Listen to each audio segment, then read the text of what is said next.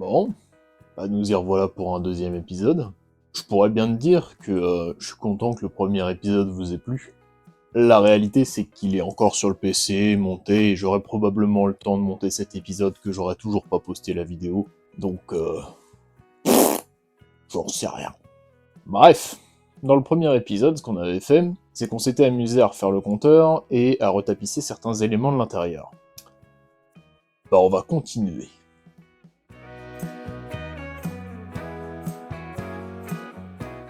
Un autre truc qui a été extrêmement connu pour foirer sur une très grosse quantité des véhicules des années 2000, c'était les revêtements soft touch. Enfin, c'était appelé soft touch comme ça chez BMW. Il s'agit en fait de ces petits revêtements à la con que tu avais sur globalement tous les plastiques, qui a une sale tendance à poisser. Alors sur le 46, il poisse pas encore de trop, même si au toucher, il colle comme ça. C'est un revêtement que tu retrouvais jusque dans les 207, donc ça a touché toutes les catégories de véhicules, puisque même certaines des Jaguar F-Type en sont aussi dotées, et d'ailleurs c'est le même problème, que ce soit d'ailleurs dans des véhicules de très très haut de gamme ou de très bas de gamme, ça colle, ça finit toujours par coller ces merdes. Donc on veut s'en débarrasser, et je te montre comment faire. Le truc c'est que sur le 46, tu vois, ils s'en sont donnés à cœur joie, il y a tout ça qui a été fait avec. Et dont une grande majorité des éléments qui étaient du coup sur la console centrale, donc très visible. Et comme il y en a beaucoup, j'ai envie que ça aille plutôt vite et que ce soit plutôt simple, parce que beaucoup de vidéos, notamment Smell Like Gasoline, à qui je suis très content de pouvoir faire une référence, avait fait ça sur son E46 325 Ti. Et ce qu'il avait fait, c'est qu'il avait poncé et il avait remis de la teinture pour cuire par-dessus, et c'était super, ça avait très très bien refait cet effet soft touch. Donc je vous laisse aller voir la vidéo de Smell Like Gasoline sur le sujet, si vous voulez restaurer à l'origine les soft touch sans que ça poisse. Sa vidéo est super bien. Moi ce que je veux faire, c'est m'en débarrasser. Ce que je veux faire, c'est juste que ça dégage et revenir au plastique brut. Et pour ça, j'ai trouvé un truc plutôt cool. Beaucoup veulent parler d'alcool à la brûlée ou de white spirit. J'en ai même entendu parler avec de l'acétone. Alors avec l'acétone ça marche, faut savoir que ça marche, mais ça a tendance à bouffer les plastiques. J'en ai fait l'expérience il y a quelques années sur la 207 et j'ai racheté une poignée de porte parce que la poignée de porte avait fondu. Donc évite l'acétone, mais ça marche. Aujourd'hui, moi je vais te montrer un truc qui marche nickel et qui te rend un résultat clinique. Cette chose, c'est le décapeur four. Alors non, hop, t'as rien vu, voilà. Décap en four, ça c'est incroyable mec, ça marche trop bien. Alors par contre quand tu le fais, ne fais pas comme moi, fais-le dans une pièce très ventilée. Parce que là ça suffit pas et je vais mourir, mais enfin je vais mourir tôt. Mais bon, j'ai d'autres problèmes pour lesquels je vais mourir tôt, donc je suis pas à ça près. Et tu vois, ça marche ultra bien, parce que ça c'est un des accoudoirs avant. Je viens de le faire avec le décap four, parce que j'ai quand même voulu tester avant de te montrer. Et ça marche particulièrement bien. Là tu le vois, il n'y a plus aucun revêtement soft touch. Et j'ai pas frotté pendant 5 secondes. C'est vraiment, ça part immédiatement. Je te montre ça tout de suite. Ça, c'est un morceau de dessous d'accoudoir arrière. Il est encore avec le soft touch, tu le vois bien ici, là, tu vois. Et là, ici, tu vois un peu plus le plastique brut. Parce que visiblement, faire tout en soft touch, c'était trop cher pour BMW à l'époque. C'est pas grave. Je vais te montrer à quel point ça dégage vite. Tu vois, je triche pas, là je te fais toute la vidéo d'un seul trait. Et le principe c'est de ne pas frotter, on va juste venir essuyer le produit une fois qu'on aura fini d'utiliser. Là tu vois, hop, je le pose comme ça, je pense que je vais essayer de trouver, ah voilà, un petit couvercle de gomme de peinture pour pouvoir le caler un peu mieux. Et je vais juste venir, tu vois, faire en sorte que la mousse vienne partout. Voilà. Et ça c'est la fin de mon action. Maintenant là j'attends 5 minutes que ça ait agi. Et tu vas voir le résultat que ça va donner. Bon là tu vois, j'ai pas touché à la pièce. Je prends ce simple chiffon tout dégueu parce qu'il se sert que à faire des trucs dégueux comme ça. Et tu vois, regarde, je touche pas plus à la pièce que ça. Je vais juste venir essuyer mon excédent. Et regarde. Regarde bien. Là tu vois, tout ce qui part là sur le côté, c'est le revêtement soft touch. Et là, ça c'est du plastique. Regarde ça. Et là, tu vois, t'as pas besoin de frosser pendant 15 000 temps pour avoir ton revêtement qui part, tu vois. Parce que là, tous ceux qui parlent de ça à l'alcool, ils frottent pendant 20-30 minutes, quoi, tu vois. À chaque fois, sur chaque pièce, et sur la quantité que j'en avais, c'était pas possible. Et là, avec ça, mec, c'est incroyable. Ça marche trop bien. Là, pour les quelques petits morceaux qui ne sont pas partis sur les zones les plus fines, c'est là où ça a le plus de mal à partir. Bah, je vais simplement refaire une petite passe de décap four une fois que j'aurai fini de frotter, là, gentiment. La pièce sortira nickel, il n'y aura même pas de soucis. Et c'est trop bien, genre c'est un tel confort et un tel gain de temps par rapport à l'acétone où après les pièces sont pas parfaites parce que le plastique est attaqué. Là c'est juste ça, t'as pas attaqué le plastique, ton plastique il est nickel en dessous, il est super beau. Et t'as juste ton revêtement sauvetage tu l'as dégagé, donc c'est exactement ce que l'on veut. Je suis très agréablement surpris par le fonctionnement de cette méthode. Hein. Au début j'y croyais pas, tu vois, et bon j'ai testé et c'est sans commune mesure. Tu vois, regarde. Là j'ai après me frotter. Tout mon plastique est revenu, et là tu vois, à part là au-dessus, j'en ai encore un petit peu, bah tout le reste à dégager. Donc là ce que je vais faire, c'est que je vais repasser un petit coup de décap four au-dessus, et puis bah, cette fois-ci tout sera parti, et on sera nickel. Donc bah, rebolote, et ce jusqu'à ce qu'il n'y ait plus rien. Je te reprends avec la console centrale, puisque c'est quand même un gros élément, et te montrer encore à quel point c'est efficace.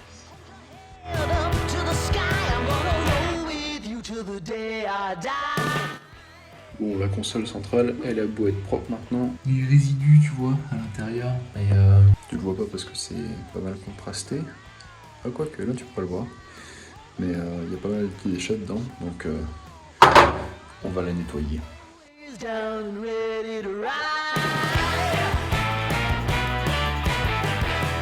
Une fois qu'on a bien nettoyé nos pièces, bah c'est pas compliqué pour restituer un bon état de surface, tu préfères, parce que là du coup on est sur le plastique brut, mais c'est un peu trop brut, tu vois les structures du plastique au travers. Donc ce qu'on va faire, c'est qu'on va venir le peindre. Donc pour ça, je le peins en noir mat, et par-dessus, pour la protection, je rajoute du vernis mat. Et la finition, tu vas le voir, elle est tout à fait correcte. Pour ceux qui voudront la référence de la peinture, hein, c'est de la peinture Action en noir mat. Idem pour le vernis. Alors, pour les plastiques extérieurs, n'utilisez pas ce vernis-là, d'accord? Utilisez du vernis de bonne qualité, parce que le vernis Action, avec les UV, il se détériore énormément et très rapidement. Donc pour l'intérieur, avec plaisir, pas de soucis, ça se détériore pas. Par contre, extérieur, surtout pas. Maintenant que le noir mat est sec, on va pouvoir venir appliquer la couche de vernis. Et après séchage, voilà ce que ça rend. C'est quand même plutôt pas mal. Le résultat est quand même vachement joli. La pièce est très très bien refaite, elle fait vraiment neuve. Et on a toujours cet aspect vraiment, non pas de plastique brut, mais de plastique travaillé comme on avait avec le soft touch, sans ce pégage dégueulasse, tu sais, ça colle plus aux doigts, c'est plus moche quoi. Le rendu me plaît. Tiens, je te la montre quand même à la lumière du jour. Et ça va faire beaucoup de bien à l'intérieur de retrouver des plastiques dans un bel état. Pour référence, si tu veux, la base c'était quand même ça. Hein. Des trucs qui collent et qui sont tout défoncés partout comme ça. Donc ça c'est une des pièces que je ne montrerai pas, du coup que j'ai pas traité. Et on finit quand même sur un résultat comme ceci. Ça c'est quand même chouette. Même la console centrale, très bien revenue, très propre. Tu vois, même la porte de la console centrale que je viens de te montrer. Parce que oui, hein, la pièce qui est là, elle se démonte. J'en vois plein les poncées et tout, même avec la petite barrette. Elle aussi, je l'ai refaite, là, elle est en train de sécher. S'amuser à cacher la petite barrette au milieu, machin, poncer par-dessus, pas sur la pièce et tout, ça se démonte. Arrêtez de vous faire chier pour rien. Et donc voilà, tu vois, on retrouve un état de surface qui est quand même particulièrement propre. Ça fait très plaisir. À côté de ça, je suis venu me faire une autre pièce, puisque je t'avais dit que le cendrier arrière allait dégager, et je savais pas encore ce que j'allais mettre dedans. Et bah maintenant je sais, je me suis imprimé une petite pièce que voici. Bon, voilà la pièce une fois imprimée. Comme tu peux le voir, c'est plutôt bien sorti. Alors je l'ai imprimé en deux pièces, tu vois, j'ai imprimé les gobelets dans un coin, enfin les supports du gobelet, et j'ai imprimé la petite face du dessus à part. Et je suis venu les coller. pour faciliter l'impression, d'une, éviter d'avoir 36 000 supports à faire, et aussi pour avoir un bel état de surface sur la pièce du haut. Comme tu peux le voir, c'est plutôt pas trop mal. Là maintenant, l'objectif, ça va être de venir poncer et lisser l'entièreté de la pièce pour qu'on ne voit plus, ou en tout cas qu'on voit vachement moins, que c'est une pièce imprimée en 3D. Bon voilà, je lui ai appliqué un petit peu de mastic, comme tu peux le voir, et j'ai poncé vite fait. Bon là j'ai commencé au 120, histoire de dégrossir rapidement la pièce. Voilà, on voit toutes les grosses traces de ponçage dedans, mais ça c'est pas très grave. Maintenant je vais venir gentiment descendre mes grains, et puis poncer tout ça tranquillement jusqu'à ce que ce soit propre.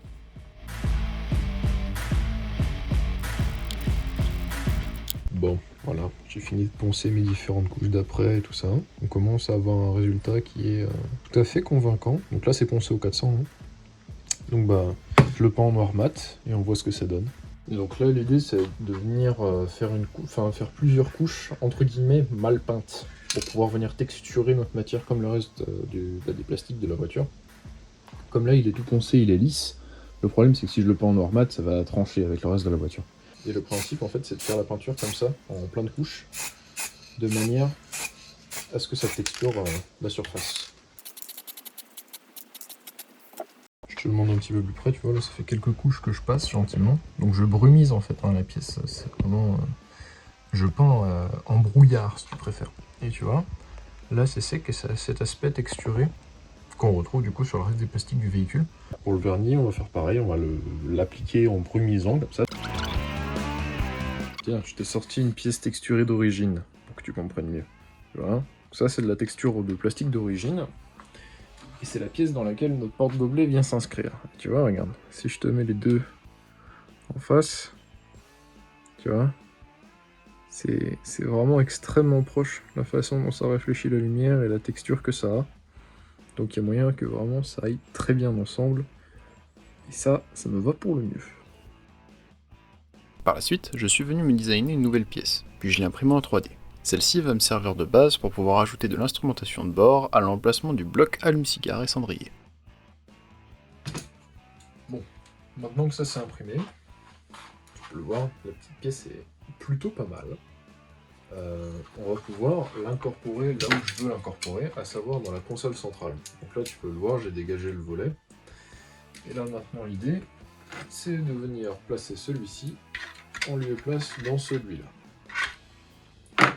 Pour ça, on va dégager ce qui reste de l'allume-cigare, ça dégage. Là je vais venir couper cette partie-là, et on va venir la déplacer pour pouvoir augmenter l'ouverture et y placer les 3 manos. C'est ce qui me semble le plus intéressant à faire, vois-tu. Donc c'est parti, il y a un peu de découpe à faire, un petit peu d'ajustement, et puis on va voir ce que ça peut donner.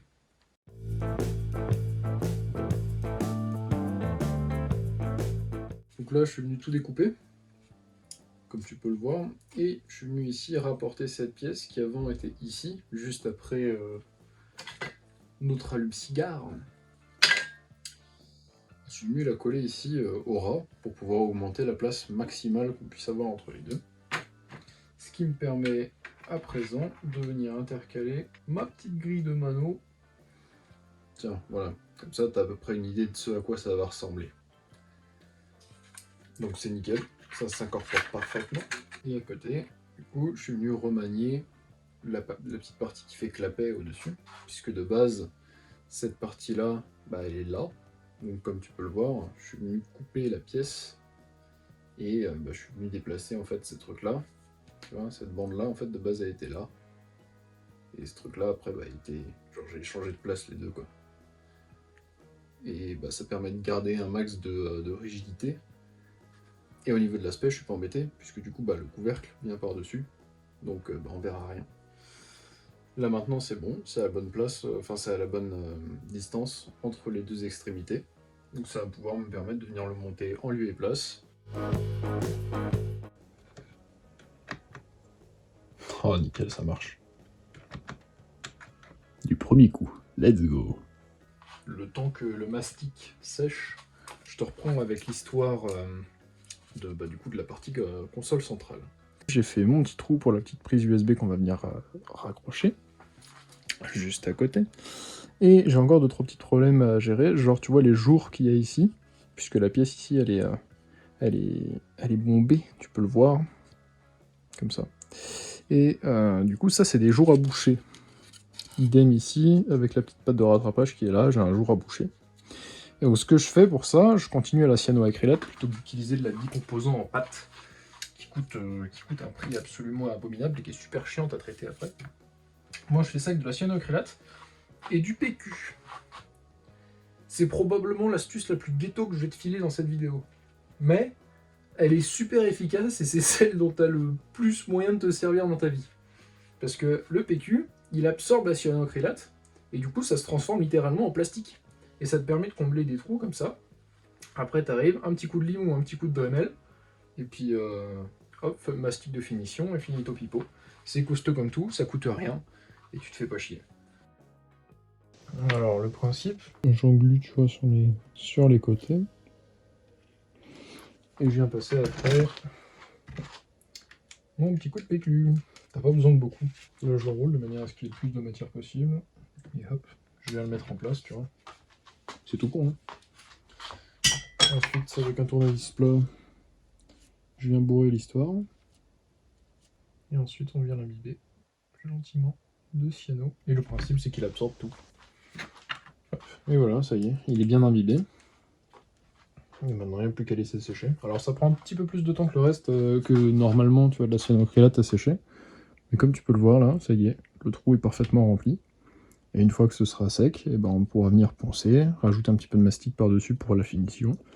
Et on sera bon. Et le principe, tu vois, c'est surtout que ça a tout bouché. Et que là, c'est même venu dépasser, donc le collage sera efficace.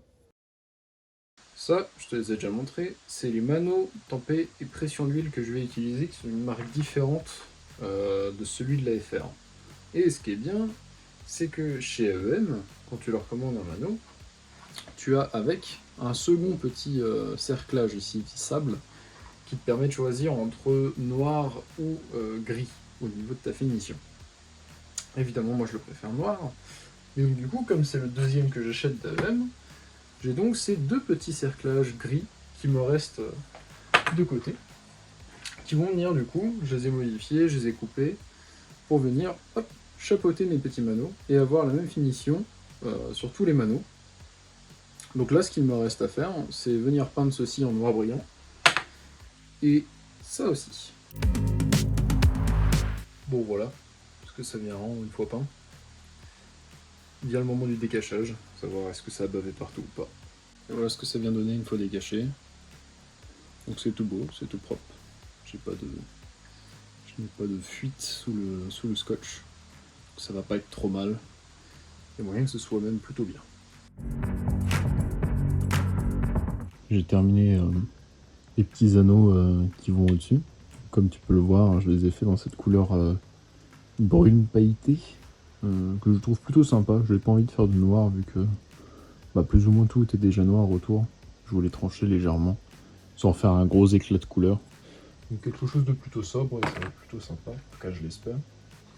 Et voilà comment ça vient modifier les manos, qui à la base, je le rappelle, pour ceux qui gèrent l'huile, sont comme ça. Alors ça de base c'était chromé, maintenant c'est noir, et maintenant hop, on aura cette finition là, qui sera beaucoup plus jolie et surtout qui sera en adéquation avec la jauge de chez AEM. Donc là c'est tout con, hein. Hop, c'est juste clipper par-dessus. Ce que je vais venir faire moi, c'est gluer ici en fait à la base, pour être sûr que ça bouge plus. Et on sera nickel, on aura fini de customiser nos manos.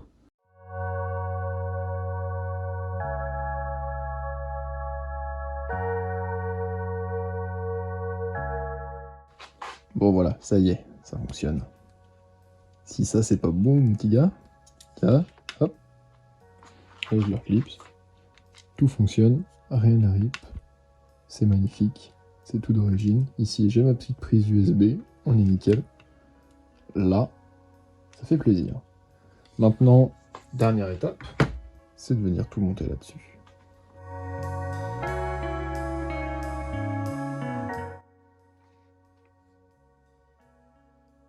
C'est magnifique, mec.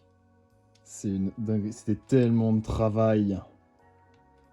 Mais ça vaut tellement le coup. Quel bonheur!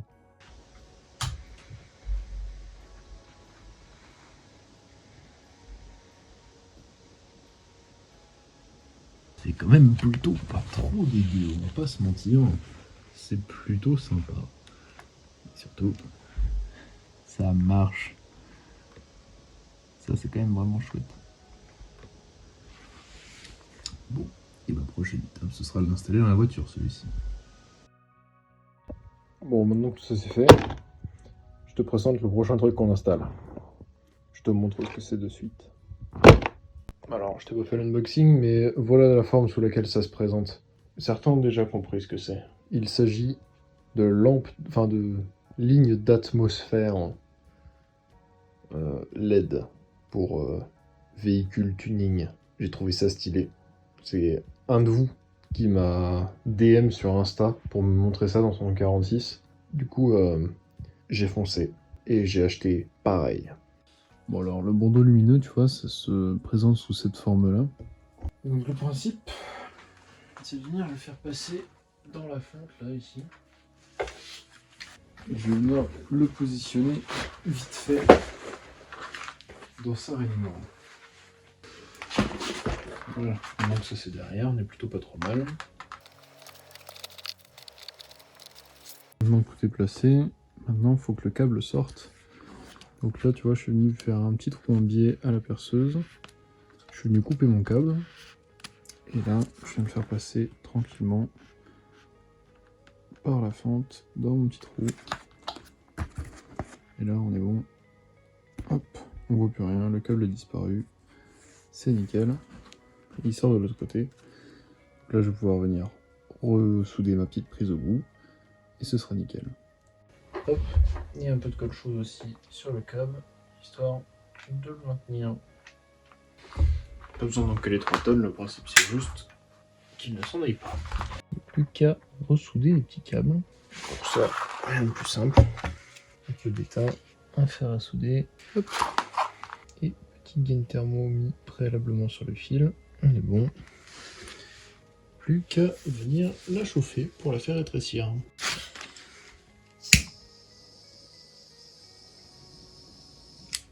Hop.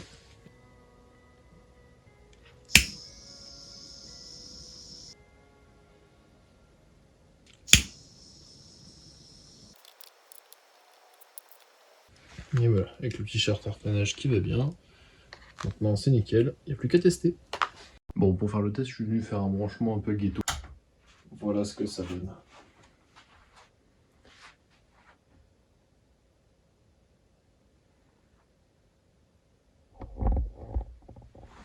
C'est quand même plutôt pas mal, je trouve. Il y a moyen que ce soit plutôt sympa. Bon, je vais pas te mentir, j'ai fait un petit faisceau vide-œuf là. Le principe, c'est juste de faire un petit test avec tous les panneaux alignés. Donc, je branche la lime et on essaye. Et allez, on allume, histoire de voir ce que ça donne. Là, c'est bien stylé. Je suis en grand angle, donc il n'y a pas grande lumière qui rentre dans l'appareil. C'est quand même pas mal, hein. C'est quand même plutôt joli. Ouais, ça fait plaisir. Ça va être sympa à l'habitacle. Bon bah let's go, tout fonctionne. Je peux tout désassembler. Ça, c'est notre volant de 46. C'est celui d'origine, et on va lui redonner un petit coup de jeunesse quand même. Parce que là, je sais pas si tu le vois, mais il commence à vieillir fort. Et je pourrais faire le kéké. Je pourrais dire, hop, c'est bon, on remplace par un volant comme ça, clipsable, et terminé. Sauf que les volants comme ça, bah, il n'y a pas d'airbag. Et la BM, ce sera un daily. Et t'as pas le droit de mettre un volant sans airbag sur un véhicule qui d'origine en est équipé d'un. Surtout que d'autant plus, ces volants-là, sur les phases 1, c'était une option. Parce que autant ils étaient de série sur les phases 2, mais sur les phases 1, ça s'appelait le volant sport. À encore différencier du volant M, qui est encore différent. Mais je me dis qu'on peut y donner une seconde jeunesse, à pas trop cher. Pour ça, j'ai acheté ceci. C'est parti. Voilà de quoi se compose tout notre petit kit. On a, pour commencer, le nouveau cuir, qui viendra par-dessus l'ancien, qui doit être collé. On a ici un peu de film qui nous a été donné, on a du noir, du bleu et du rouge. Fil nylonné, hein, évidemment, parce que si tu prends autre chose, bah, c'est pas assez costaud. Et là, on a ce qui ressemble à du double face et une spatule. Bref, c'est un kit de réfection tout à fait standard.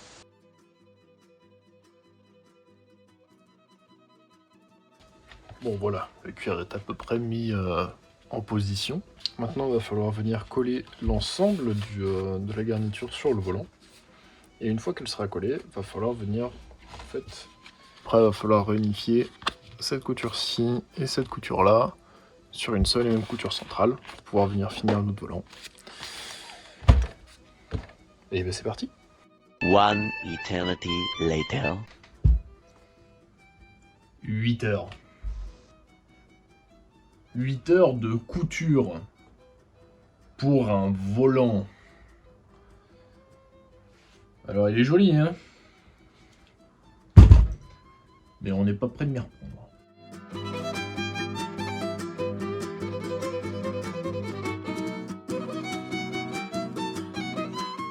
Bon, et bah la voilà entièrement remontée. Avec le petit insert en alcantara que j'avais refait, le petit contour en cuir, on est bien. Et bah, il n'y a plus qu'à le remonter dans la voiture. Maintenant, avec le fait que le volant soit refait, que le compteur soit fait, on va pouvoir remonter ces pièces-là, histoire de voir. Ce sera donc les premières pièces, les toutes premières d'une longue liste qu'on va pouvoir commencer à remonter dans la BMW.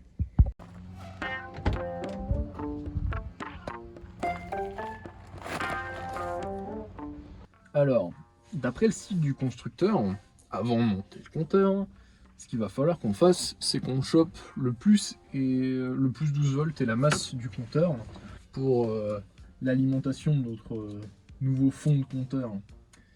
Donc ce qu'il va falloir faire, c'est prendre sur la pin 26 broches, côté gauche à l'arrière du compteur, pin numéro 1 de terre, donc c'est marqué sur les prises. Là, tu as 1, 13, 14, 26. Tiens, ça, je vais peut-être te faire un petit zoom dessus, parce que ça peut être intéressant pour toi. Je disais, sur ta fiche, tu vois, tu as tes numéros qui sont marqués aux quatre coins, là. 1, 13, 14, 26. Et ensuite, cette pile-là se démonte. Là, tu as cette partie blanche qui sort. Voilà. Et en fait, il faut que tu viennes caler ton petit tournevis dans le trou qui est juste là. Hop, et une fois qu'il est calé, tu viens décaler gentiment, ça libère ta prise, et là tu vas pouvoir sortir ton connecteur blanc. Bon, j'ai besoin de mes deux mains pour faire ça. Tu le pivotes, et là tu tires, hop, et voilà, ta fiche elle sort. Il y a des détrompeurs, tu peux pas te planter au remontage. Par contre, la paume pas là-bas, la fiche. Ça c'est important. Maintenant qu'on a ça, on va pouvoir avoir accès à chacune des petites fiches, et surtout au faisceau, de manière beaucoup plus pratique. Et donc là, il va falloir aller chercher la pin numéro 1 et la pin numéro 7. 6, 7. Rouge-gris, c'est effectivement ça. Les schémas du constructeur sont les bons. Bon là, pour plus d'accessibilité, ce que je suis venu faire, c'est que je suis venu dépiner mes petits câbles. Donc ça, c'est tout con, hein. Donc là, ce que tu viens faire, c'est qu'avec ton petit tournevis plat, tu viens appuyer sur le petit pin qui est là, et tu tires en même temps ton câble, et ta pin va sortir. Fais pas ça comme un golemon, hein. Tu fais ça gentiment. Et tu vas rien abîmer, ça va te permettre d'avoir plus d'accessibilité pour tes fils en fait, pour pouvoir venir découper ça proprement. Par contre, fais attention quand même où est-ce que tu les défais, là c'est tout con, on n'a que deux à défaire, mais généralement tu les défais une par une.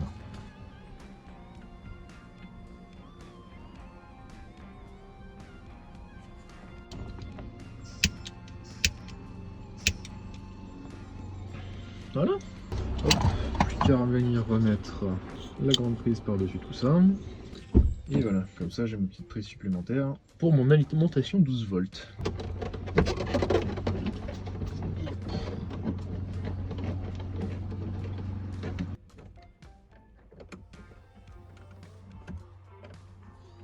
Et on est bon, le compteur est en place. J'ai passé un faisceau supplémentaire qui tombe du compteur. Tu diras, à quoi ça sert? Eh ben, il est possible que dans le vide-poche qui est là, et qui sert pas à grand chose, et ben je suis venu monter le petit contrôleur qui gère du coup la luminescence du compteur. Donc, je suis venu me faire mon petit faisceau, le rallonger, faire des petites prises. Puis bah, il n'y a plus qu'à monter. Voilà, ça c'est monté. Le volant lui aussi est monté. Lui il est serré. Maintenant, montage de l'airbag. Bon, voilà donc notre petit airbag. Pour éviter de te faire arracher la main, si jamais pour X ou Y raison il pète au moment où tu le branches, tu mets toujours ta main derrière et pas devant l'airbag comme tu as envie de faire.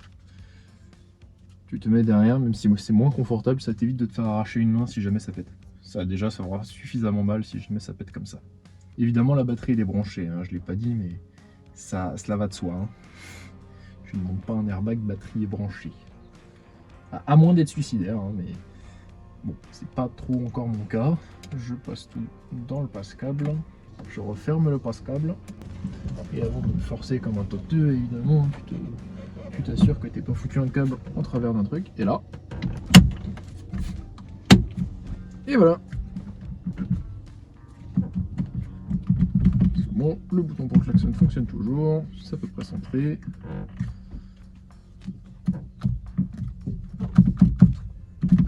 Tout va bien. Et voilà, c'est tout neuf. Allez, moment de vérité. Si ça prend pas feu, ce serait déjà pas mal. Voyons voir si j'ai pas tout pété. Au moins, on va voir si le truc-là fonctionne. Nickel, tout marche. Avec les petites aiguilles en rouge, mon gars, ça biche. Ça fait plaisir. Et donc, du coup, si je bidouille avec le truc, on a plus ou moins de luminosité. Et après, on peut passer en éclairage blanc ou en éclairage un peu plus vert. Bon, maintenant que volant et compteur s'est changé, on va s'occuper du dernier truc que tu as en main globalement en permanence quand tu as une vraie voiture, à savoir une voiture manuelle, le shifter. Parce que ça là, tu vois, c'est le shifter d'origine, bon, ce qu'il en reste, et comme tu peux le voir, genre entre les points durs, il y a un jeu, mon gars. Regarde, genre là, hop, je mets la première. Voilà. Donc en fait là globalement on a 7 points morts et ça ne me va pas. Donc on va changer ça. Là on va venir défaire les mousses et tout le reste ça se passe en dessous. Tiens, voilà, là on le voit bien. Regarde tout le jeu. Regarde bien cette pièce qui est donc du coup la partie qui est censée être fixe par rapport à la boîte pour la bouboule de changement de vitesse. Regarde-moi le jeu qu'elle a. Sachant que la bouboule, tu regardes, elle a déjà du jeu par rapport à la pièce. Et la pièce a du jeu par rapport à la boîte. Donc tu m'étonnes que là c'est le bazar là-dedans.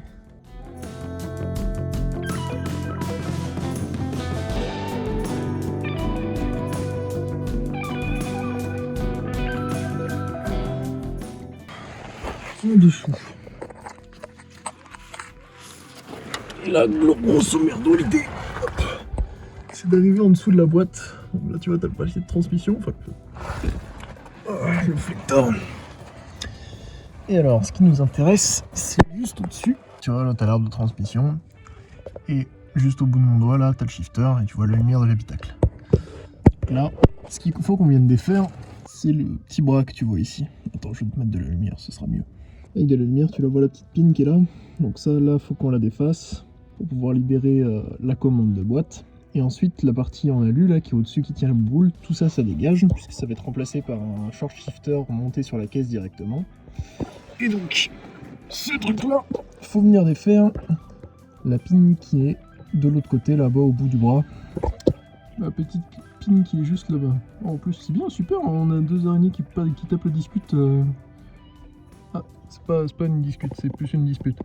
Bon, bah d'accord les gars, mais en attendant, j'ai quand même besoin de passer là pour venir défaire la petite goupille, donc je veux bien vous faire chier.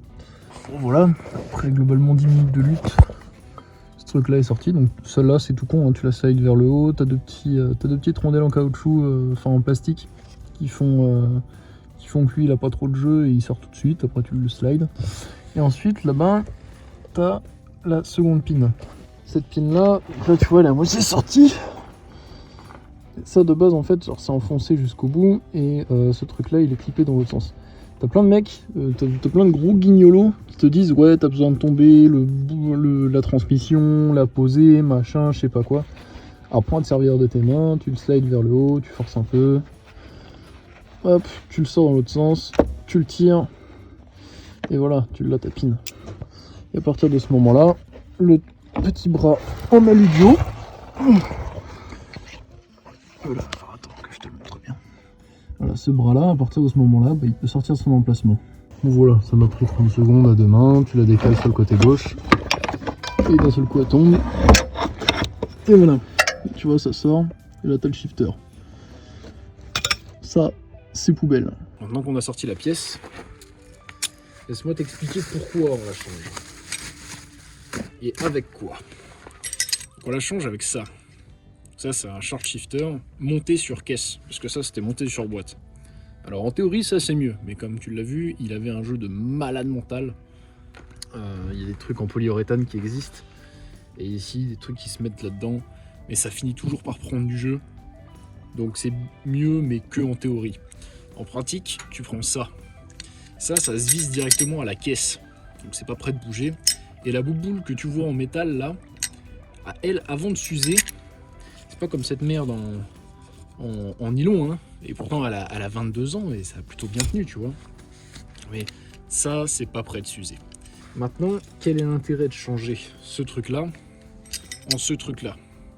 Qu'est-ce qui fait que tu passes de ça et t'as plein de jeux à tu fais ça, ça et t'as pas de jeu? Bah, le jeu, tu l'as vu, c'est pour l'usure des pièces. Mais pour ce qui est de la distance, c'est le point entre ton point de pivot, à savoir ta bouboule, et ton point pivoté, qui est la partie qui vient prendre le sélecteur de boîte. Plus ta distance entre ton point de pivot et ton point pivoté est importante, plus ce que l'on appelle ton bras de levier va être court. Donc en gros, plus entre ici et là c'est long, plus ici ton débattement sera minime. Et là où nos amis les Chinois sont quand même particulièrement intelligents quand ils nous font ce genre de produit, c'est que là ils nous ont laissé une tige filetée pour pouvoir ajuster à notre guise le débattement qu'on veut. Avec cette tige filetée, on vient influer sur le bras de levier qu'on a au bout ici, et donc du coup, la distance. Évidemment, n'essayez pas de desserrer ça comme des gros mongols, à savoir de visser voilà, 2 tours comme ça en mode « Ah, j'aurai un minimum de déplacement ». Non, il faut que tu aies minimum 1 cm, voire, ce serait mieux 1,5 cm de tige filetée dedans. Parce que sinon, bah, juste tu risques de tout enculer, quoi, et c'est pas la peine. Évidemment, tu viens resserrer le contre-écrou après, hein, t'es pas con. Bon, maintenant, l'étape d'après, on tourne dans la voiture et on vient placer le nouveau sélecteur. Alors moi, avant de faire ça, il faut que je le redresse parce que visiblement, le dernier qui a sorti le moteur de cette voiture, il y a été avec grande gentillesse. Bon voilà, c'est redressé. Pas besoin de taper dessus comme un mongol, hein. Une pince multi ça suffit. La tôle ici à cet endroit-là est tellement fine que je pense qu'en éternuant dessus t'as moyen de la plier. Maintenant on va venir mettre celui-ci en place. Pas besoin de percer de trou, les vis passent dans le trou d'origine. Par contre ce qui est chiant c'est qu'il faut quelqu'un pour aller mettre ça en dessous. Je vais essayer de voir comment je peux faire. Ça y est, cette fois-ci on est pas mal. C'est monté comme tu peux le voir. Donc le short shifter sur le 46 il pourra rien faire sur le jeu latéral que tu as, ça c'est dans les fourchettes de boîte. Donc ça, on verra ça ultérieurement. Par contre, maintenant, quand tu enclenches une vitesse, tu es au courant. Là, 3, 4. Je suis pas au point mort, le point mort, il est là. 5, 4, 3, 2, 1. Marche arrière. Perfect. Bon, et bah voilà un second épisode rondement mené. On aura bien avancé, mine de rien. Et surtout, là, ce qui se profile à l'horizon pour l'épisode 3, c'est pas mal de remontage, donc on va pouvoir enfin voir les résultats de tout ce qu'on s'est amusé à modifier jusque-là, ce qui est plutôt intéressant, je pense. Donc, il me tarde de faire ce 3e épisode. En attendant, j'espère que celui-ci vous aura plu. Et puis, bah, je vous dis à la prochaine. Salut!